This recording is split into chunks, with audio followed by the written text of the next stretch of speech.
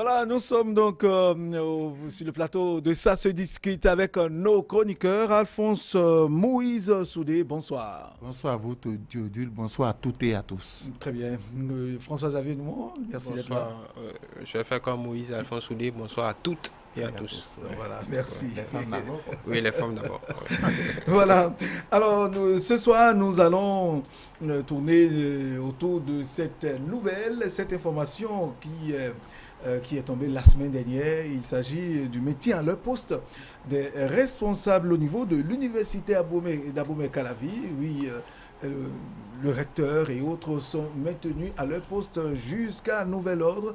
C'est bien cette décision qui est tombée et déjà, beaucoup se posent la question, mais pourquoi ce maintien? Faudrait-il pas passer en tout cas à l'essentiel puisqu'il s'agira bientôt de nommer les responsables et la question se pose, Alphonse Moïse Soudé, quelle compréhension avez-vous, quelle explication donnez-vous à ce maintien? Non, je crois qu'il a été clairement dit qu'ils vont gérer les affaires courantes parce que leur mandat finissait le 31 septembre.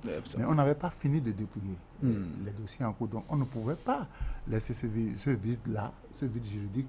Donc on dit ils vont gérer les affaires courantes jusqu'au moment où la commission chargée de dépouiller les dossiers nous donne ses résultats. Donc c'est en fait pour ne pas créer un vide. Parce que à l'université, quand il n'y a pas de responsable, ça sera compliqué. Donc, ils sont là. Ce n'est pas pour plusieurs mois, le temps que la commission ne finisse ses travaux. Dès que la commission va finir ses travaux, parce qu'on a déjà lancé l'appel à la candidature, oui. beaucoup de personnes ont postulé. Donc, il faut le temps quand même pour dépouiller ces dossiers-là. Je crois que dès que on va finir cette étape-là, ils vont partir. Oui, il y en a qui estiment qu'il y a en tout cas des intérêts politiques derrière ça, qu'il faudra faire très attention.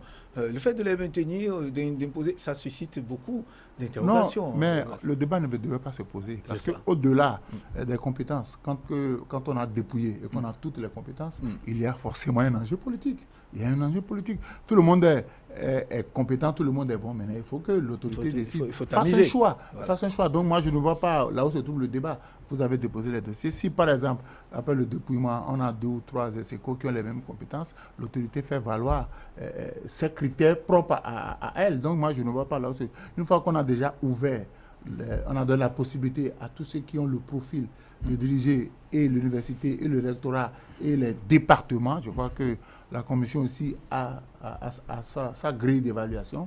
Dès qu'on va finir, quand on veut nommer, parfois, on voit au niveau de l'OETB, non? On dit, on propose 3 et puis on choisit.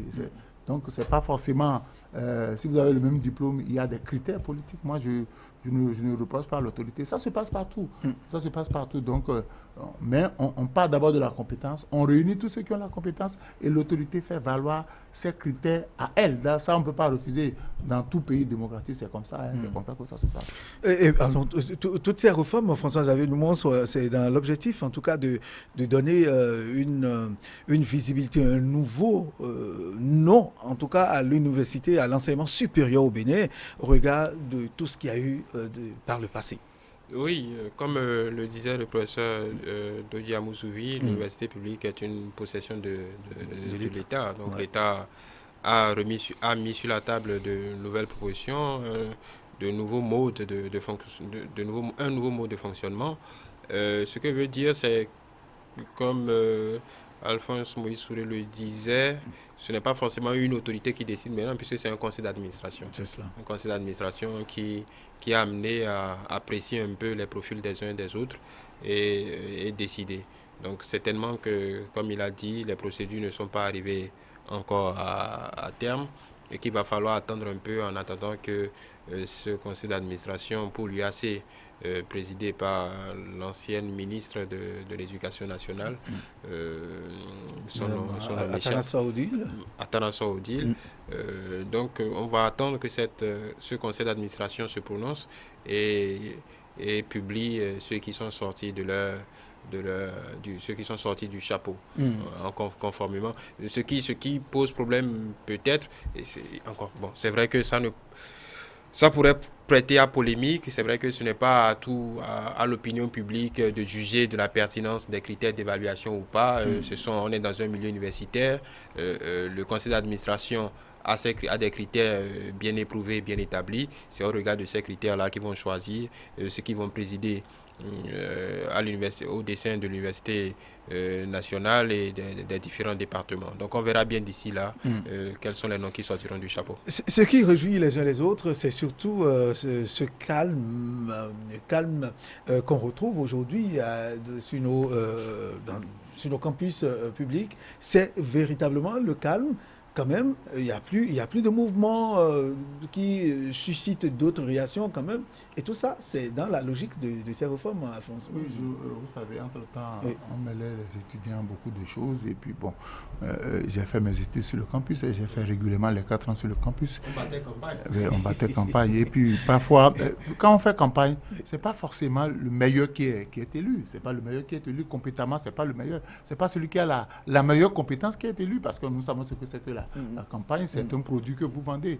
Le produit peut être un mauvais produit. Il vous revient d'habiller le produit et de laisser les électeurs le faire. Maintenant, on a dit, moi, ce qui m'a réjoui, c'est que la première étape, on donne la possibilité à tous ceux qui se sentent capables de diriger l'université, de diriger un département, de postuler. C'est vrai que la commission a ses critères et la commission va tenir compte de ces critères. Maintenant, quand la commission va trouver les éléments qu'il faut, le gouvernement qui chargera de valider aussi aura ses critères. Donc, c'est pourquoi je dis que là interviennent des considérations politiques, parce que la commission a pour rôle de détecter les compétences.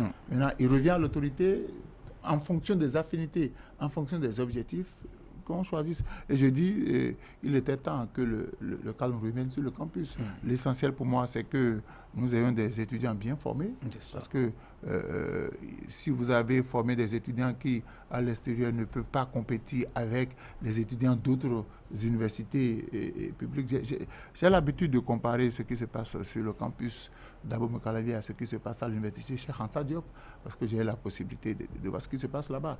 Là-bas, le savoir est démocratisé. C'est là-bas que j'ai vu lors des soutenances. On peut donner 17, 18 à des étudiants parce que l'étudiant est évalué en fonction de ce qu'il a produit, mais l'étudiant n'est pas évalué en fonction des querelles qui existent entre le président de jury et le maître de moi, mais le directeur de thèse. Donc je crois qu'il faut désormais, il faut d'abord libéraliser la connaissance. Il faut permettre aux étudiants d'évoluer, pas que les étudiants soient victimes des querelles qui opposent les enseignants. Vous ne pouvez pas comprendre que sur un campus, vous proposez des thèmes de mouvement, on dit qu'il n'y a pas de professeurs disponibles pour travailler avec vous. C'est une aberration. Donc je crois que si on peut moderniser notre université et permettre à nos jeunes frères qui sont en formation d'être compétemment bons, comme je le dis, tant mieux pour le Bénin, c'est le Bénin qui va gagner. Donc, dans le secteur du savoir, il ne faut pas permettre aux plus compétents d'être sous les moins compétents. Je ne suis pas d'accord, parce que si quelqu'un il est reconnu par ses collègues être compétent, qu'on lui remette les responsabilités. Mais il ne faut pas qu'on promeuve ceux qui ne sont pas les moins compétents et qu'on mette les compétents au garage. Ce n'est pas normal dans une université. Parce que si aujourd'hui le gouvernement, même après la décision de la commission, veut faire ce choix, il faut qu'on tienne aussi de l'aura de l'enseignant, de sa popularité dans le milieu universitaire. Ce qu'il représente. Parce que si à l'extérieur vous êtes un recteur d'université, que vos collègues qui sont dans les universités africaines ou bien occidentales ne vous reconnaissent pas l'étoffe qu'il faut pour diriger l'université, c'est que ça pose un problème. On dira que bon, est-ce que nos jeunes frères ne sont pas formés au rabais? L'essentiel pour moi, c'est que les réformes à l'université puissent nous permettre, après 4 ans, puisqu'on est dans LMD, et quand je vois les conditions dans lesquelles les gens sont, on est plus de 100, 200 dans le système, mais on dit que c'est LMD, c'est pas possible. LMD, ça se passe pas comme ça, c'est pas des effectifs pléthoriques. Donc les réformes doivent passer par là pour que aujourd'hui les gens soient fiers d'aller sur le campus. Après le bac, on dit aux gens d'aller à l'université. Les gens disent non, je préfère envoyer mon fiston, mon rejeton dans une université privée, payer le prix qu'il faut pour que mon enfant, à la fin de ses études, soit employable. Donc il faut que l'État désormais permette à ceux qui seront élus de mettre notre université sur l'orbite de la compétence. Très bien. Oui, François Xavier. Alphonse était presque à même de faire ce que j'appelle une vie, c'est-à-dire décrédibiliser complètement notre université. Non, je pense non, que... je ne décrédibilise pas. Oui, bon, parce que quand vous voulez comparer, oui, c'est vrai, Cheikh Anta Diop, c'est une grande université, mais nous avons une grande université aussi, malgré tous les travers qu'il y a. On va quand même cesser d'en jeter toujours plus sur nos enseignants et sur les cadres de l'université. Je n'attaque pas les enseignants, j'attaque le système. Le système, bon, le système grosso modo... C'est le système qui pose problème. Voilà, les enseignants, nous avons de très bons enseignants sur le campus, mais le système ne permet pas l'éclosion des compétences. Oui, voilà. Je pense que l'université quand même produit de très très belles têtes. On aimerait quand même qu'elle soit, que la formation soit plus affinée, que les travaux dont vous parlez soient mis de côté. L'université aussi a besoin de moyens parce que comme vous le dites, des amphis à 1500 étudiants, ce n'est pas évident pour des professeurs de s'en charger.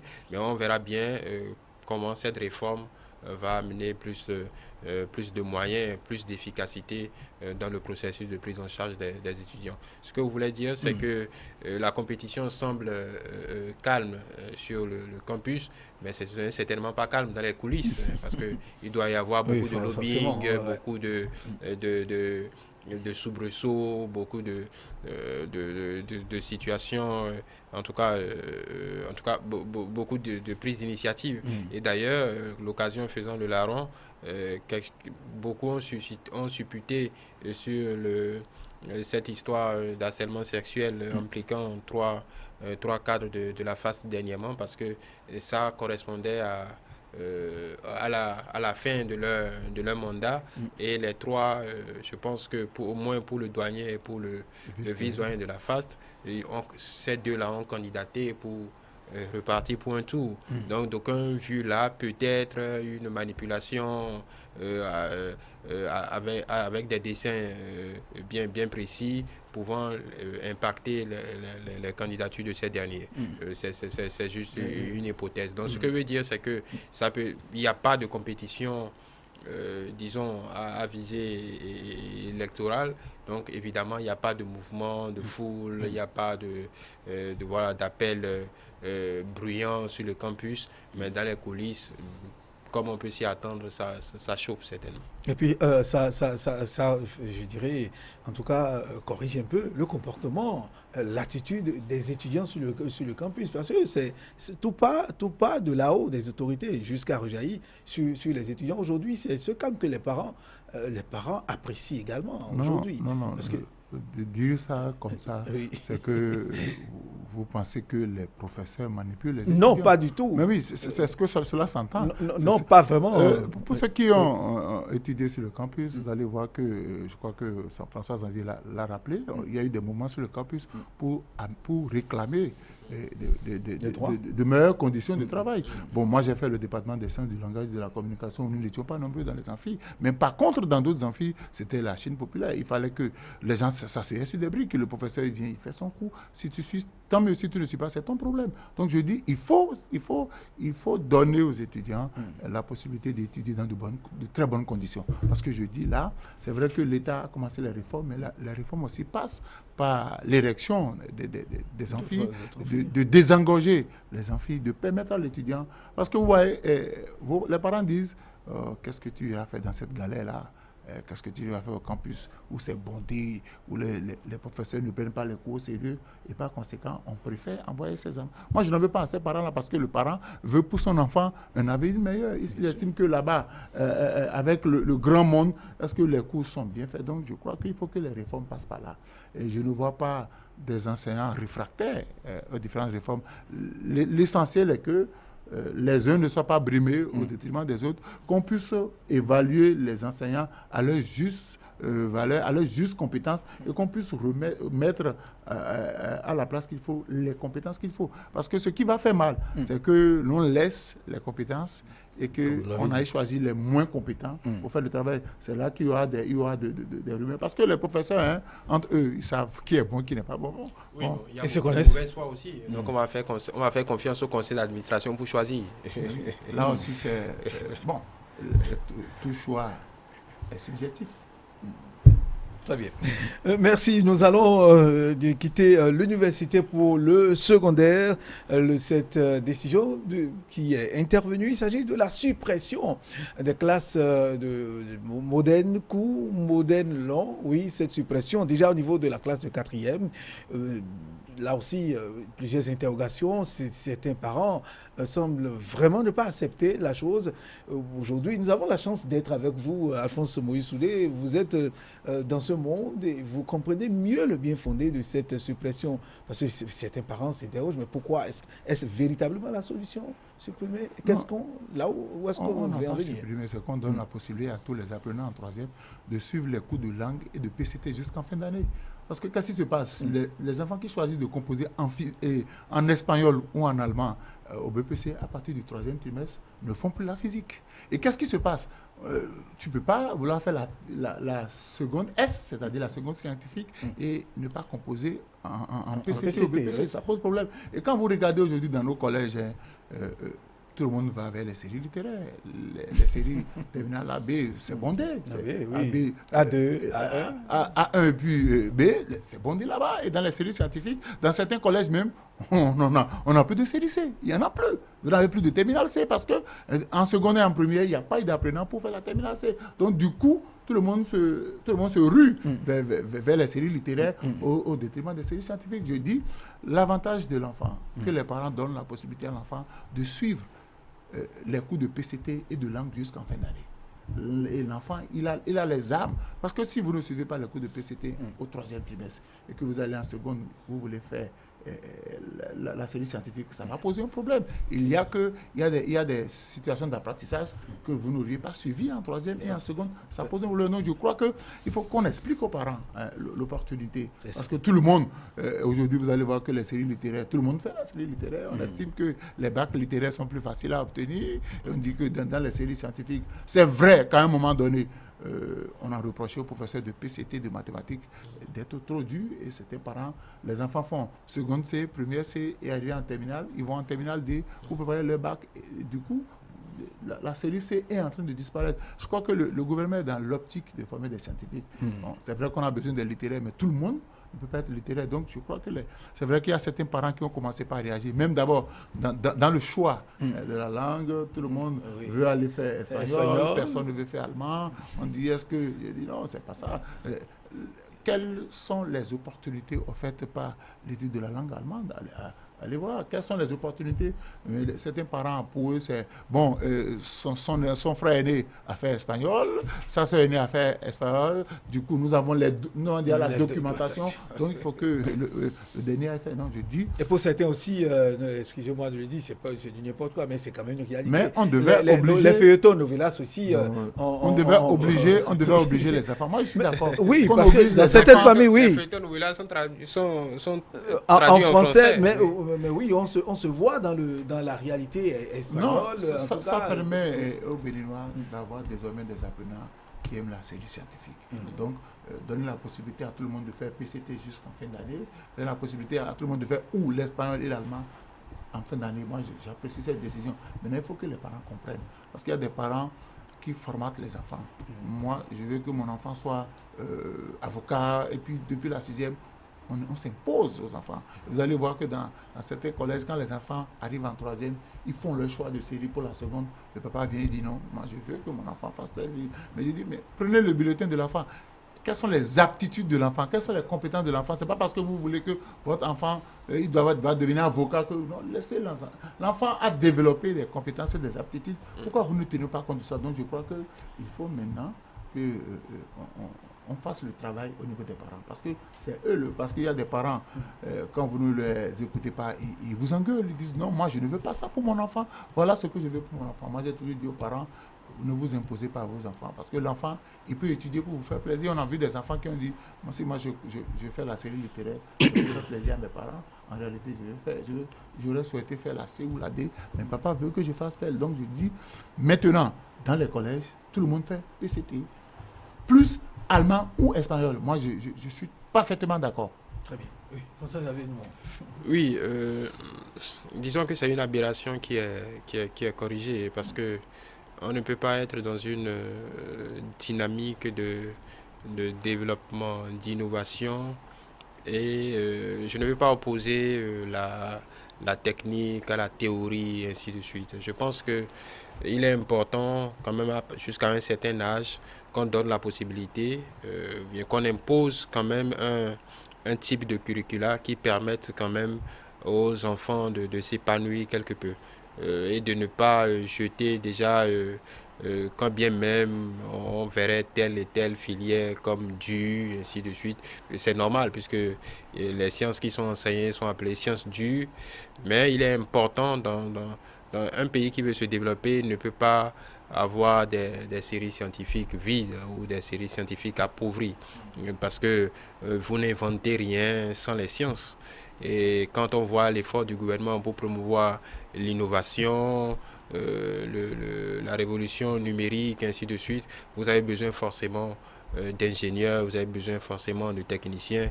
Et ça commence par ces matières-là, physique, chimie, biologie, mathématiques.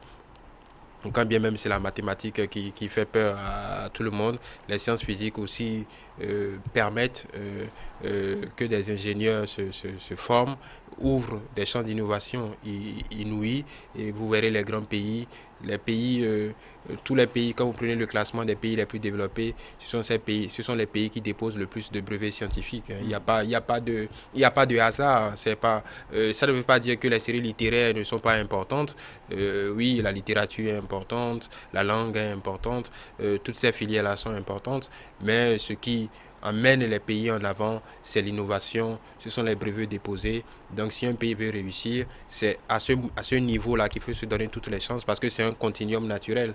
Plus vous aurez d'enfants, de filles et de garçons qui vont vers les séries scientifiques, plus vous aurez la chance de former des ingénieurs à même de créer et d'innover. Donc cette évolution, cette décision vient quelque peu coller. Il y a une certaine cohérence entre ce qui est voulu, ce qui est attendu au niveau de ceux qui sont formés à la sortie des écoles et des universités, surtout qu'on va il y a un tournant vers les écoles techniques et professionnelles. Donc ce n'est certainement pas avec l'espagnol, l'allemand que vous allez, les menuisiers ont besoin de faire de la science, au moins de la géométrie, au moins de certaines matières. Ceux qui vont travailler dans la chimie et la fabrication de solutions, ainsi de suite, ont besoin des PCT. Il y a énormément, quand vous prenez le textile, vous avez le compartiment teinture, ainsi de suite, qui est donc, quand vous voulez fabriquer des tissus, vous n'allez pas fabriquer de l'écru tout le temps, du blanc. Il va falloir bien que vous appreniez à faire des teintes, à faire des compositions chimiques, ainsi de suite. C'est ça qui amène à la création de pagnes, et donc la création de motifs, ainsi de suite. Vous avez besoin de rudiments en chimie. Donc voilà, donc je pense que tout cela participe d'une logique implacable, et c'est la preuve quand même que toute la politique de formation est bien pensée et assez cohérente. Maintenant, l'implémentation, c'est le nœud du problème, c'est d'essayer de convaincre les parents de laisser les enfants s'épanouir dans ce dans quoi ils se révèlent le plus. Et peut-être là, il va falloir peut-être forcer la main pour qu'on respecte quand même les orientations faites par les apprenants en fin de cursus. Je pense qu'il faut contraindre quelque peu. L'autre difficulté, je crois que le débat avait été mené, il faut que les professeurs qui enseignent les sciences, les mathématiques, puissent donner du goût aux enfants. Parce que vous voyez, moi j'ai vu des apprenants qui ont fait au BPC les PCT, mais qui en seconde ont choisi de faire la série littéraire à cause d'un enseignant. Parce qu'ils disent, celui-là, ce que j'apprends de lui, si je le retrouve en seconde, c'est que je suis mort. Donc il faudrait que ceux qui sont chargés de dispenser ces matières-là puissent donner du goût aux apprenants. Parce que quand ça devient rubarbatif et que l'enfant trouve que le professeur de PCT ou le professeur de maths, ces deux-là sont très durs, l'enfant en même temps, écoute, il préfère se dire, mais je peux facilement avoir 18 en espagnol au BPC, mais en PCT, ce n'est pas évident. Donc, il faut que les enseignants, ceux qui sont chargés de dispenser ces matières-là, puissent y mettre de la douceur pour donner du goût aux enfants. Parce qu'aujourd'hui, je crois que les enfants commencent déjà les PCT depuis la 6e. Il faut leur donner le goût, parce que si l'enfant n'a pas du goût et que le professeur qui dispense la matière, il le prend pour un ennemi, c'est que systématiquement, dès que cet enfant arrive à la 4e, en 4e, il dit, bon, écoute, moi je vais faire allemand ou espagnol, je ne veux pas faire. Déjà en 4e, l'enfant vous dit, je ne ferai pas PCT au BPC. Déjà en 4e. Donc ça veut dire qu'en 6e, 5e, il a certainement gardé des mauvais souvenirs de ces professeurs qui enseignent les matières scientifiques. Donc là aussi, il faut faire un travail, parce que si vous voulez que les enfants évoluent dans une discipline, malheureusement aujourd'hui, les enfants aiment une discipline en fonction de celui qui dispense. Si c'est un professeur intéressant, quelle que soit sa dureté, qui sait détendre l'atmosphère, les enfants, moi, j'ai fait tout mon cursus dans le public, j'ai eu des professeurs qui m'ont donné le goût de PCT. En ce temps, c'était physique, chimie. Et puis là, le professeur, il nous encourageait. Et puis, tout le monde travaillait en physique. Et arrivé en seconde, bon, c'est vrai qu'on a eu de bonnes moyens en physique, mais certains sont allés en série littéraire, d'autres sont restés en série scientifique. Aujourd'hui, déjà, en 4e, dès que l'enfant entre en 4e, il dit, moi, au BPC, j'irai faire espagnol ou allemand. Et ça pose un problème.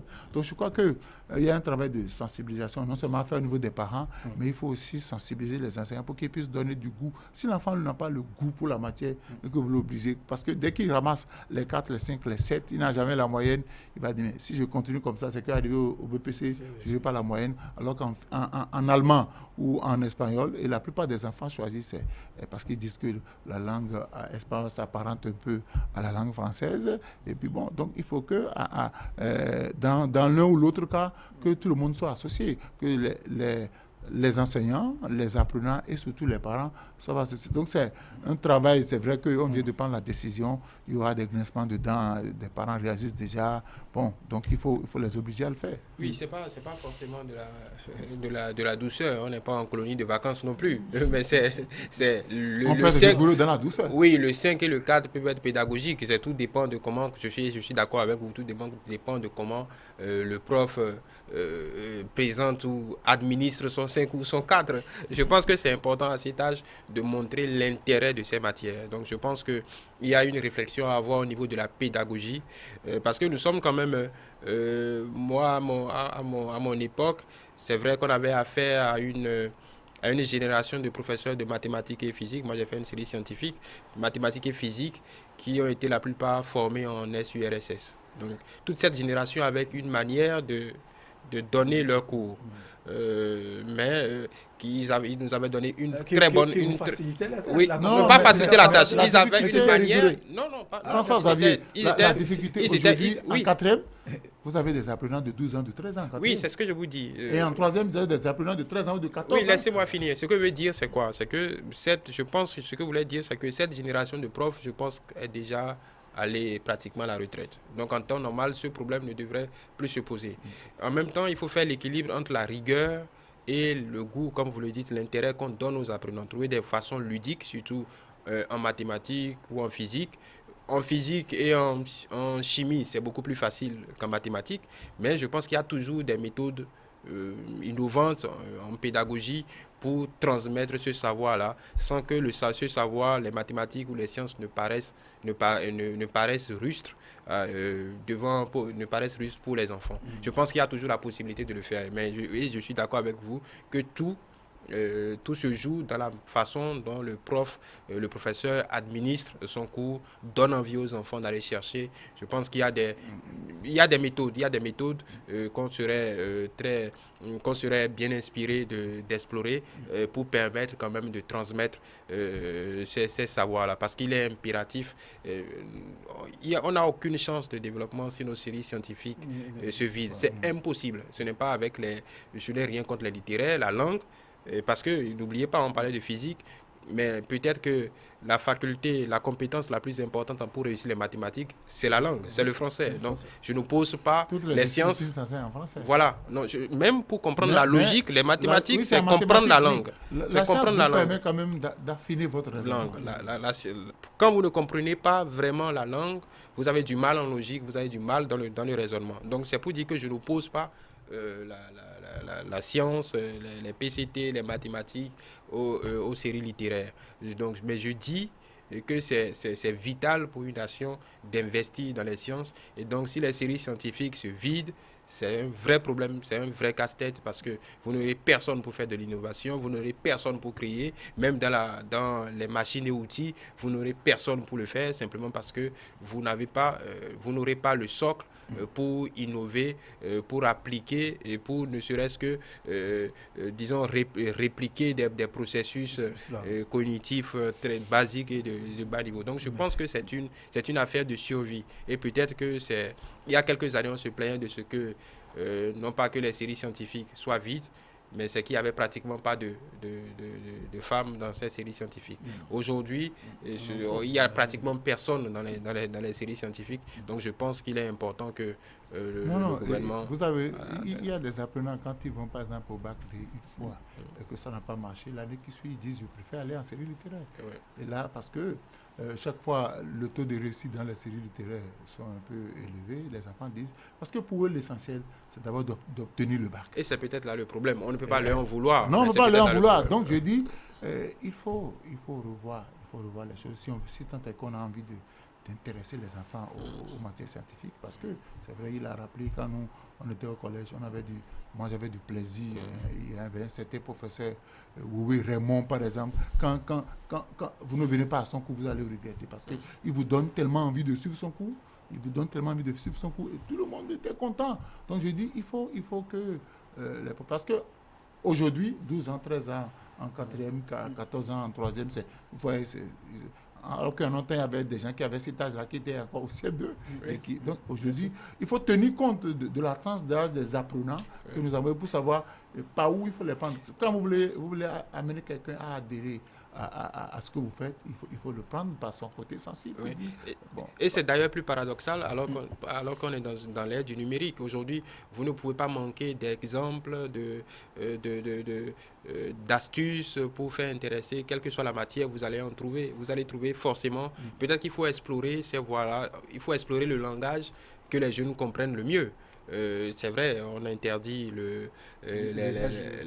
l'usage du smartphone en classe, c'est vrai, pour des problèmes de concentration, ça aussi c'est un autre combat.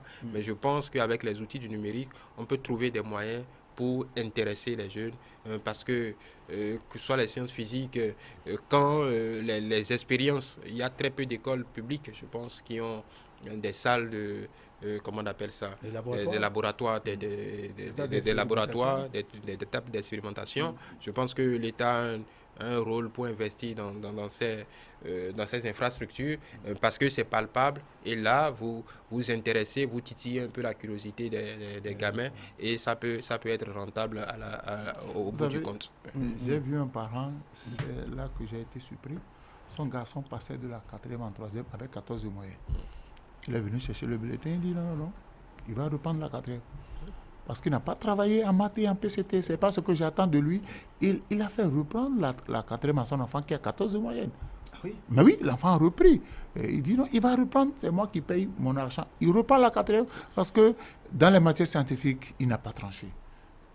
Et l'enfant a repris, et c'est vrai que l'enfant a tranché, il est allé en 3e, et je crois qu'il a évolué. Donc il faut qu'il y ait une synergie d'action entre les enseignants, les autorités et surtout les parents. Parce que certains parents, ils veulent programmer la vie de leurs enfants au millimètre près.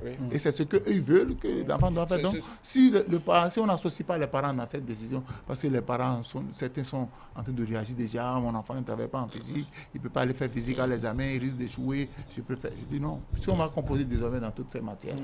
Je pense peut-être que l'orientation devrait être un peu plus stricte. Je pense que peut-être faudra-t-il limiter l'interférence des parents dans ce processus, parce qu'ailleurs, ça crée des frustrations, mais l'orientation est stricte. En France, l'orientation est stricte. Quand on vous dit votre enfant fera ci, il fera ça, vous pouvez ne pas être content, il va le faire quand même. Ça, c'est ses défauts, ça, c'est ses avantages. Mais je pense qu'il faut quand même que, sinon l'orientation n'a plus aucune valeur. Si les profs font un travail pédagogique en fonction des résultats, des moyens de l'enfant, et si les parents viennent systématiquement balayer cela du revers de la main, ça pourrait poser un problème. Et d'ailleurs, pour l'option technique et professionnelle que le gouvernement... Mais aujourd'hui, quand on oriente votre enfant vers la série scientifique et que le parent préfère la série littéraire, on lui fait prendre un engagement. C'est-à-dire que le collège, le conseil d'orientation, en tenant compte des résultats de votre enfant, a préféré que l'enfant aille en série scientifique ou bien en série littéraire. Mais vous, le parent, vous dites non, mon enfant ne peut pas aller en série littéraire. Vous changez d'option par rapport à ce que le collège vous a proposé parce que le collège a suivi votre enfant quand même sur un moment et on sait de quoi votre enfant est capable. Mais le parent dit non, moi je fais que mon enfant. Donc il faut désormais qu'on donne la possibilité que les parents permettent aux enfants de jouer sur leur aptitude et compétences. Parce que nous sommes dans APC, approche par compétence. C'est-à-dire que votre enfant peut ne pas être bon en dessin, mais être bon en mathématiques. Il peut ne pas être bon en français, être bon en anglais. Donc, il faut lui permettre de développer les aptitudes. C'est pourquoi on dit aujourd'hui aucun enfant n'est taré. C'est pas parce que mon enfant ne tranche pas en anglais que forcément il n'est pas bon en mathématiques. Il est bon en mathématiques, il ne tranche pas en anglais. Donc, les parents doivent accompagner les enfants dans leurs compétences et dans leurs aptitudes, ne pas chercher à voir dans leur enfant ce qu'eux n'ont pas pu réussir. Ils veulent que les enfants le réussissent, c'est pas possible. C'est vrai que c'est votre enfant, mais ça ne veut pas dire qu'il a les mêmes compétences que vous. Chaque enfant développe ses aptitudes et ses compétences. Très bien. Voilà, merci à vous, Moïse Alphonse Soudé, chroniqueur, analyste politique. Merci d'être venu ce soir pour nous éclairer par rapport à la suppression de ces classes de modèles longs, modèles courts, déjà partie de la classe de 4e. Et donc, tout le monde est invité, tous ces apprenants sont invités donc à suivre les sciences physiques, techniques. Ils sont obligés, oui. Ils ne sont oui. pas invités, ils n'ont pas le choix. Il faut que les enseignants aussi donnent du goût aux enfants. Certainement que vos conseils, vos orientations sont bien perçues et reçues par les concernés. Mesdames et messieurs, nous allons donc mettre un thème à votre émission.